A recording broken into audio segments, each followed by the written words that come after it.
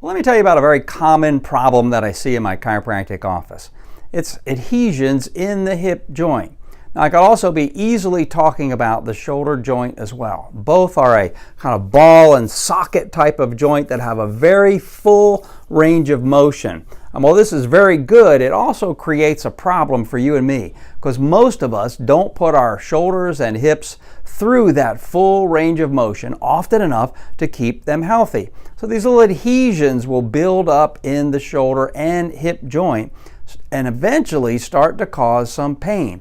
Now, for the hip joint, the classic symptoms are that after you first get up out of sitting down, you feel some pain or stiffness in your groin area, first on rising and then those first few steps that you might take. Well, the problem with these adhesions is that they're the very first phase of that degenerative hip process or degenerative shoulder process.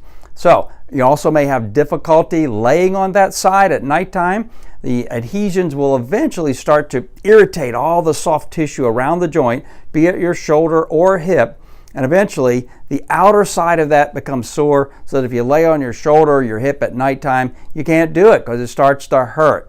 Well, it's best to catch this condition as early as possible. Again, the cure, we have to get that joint moving, break up those adhesions that are in there. These lead to tendinitises, bursitis, and I even think some rotator cuff issues are caused initially by these adhesions building up in the shoulder joint.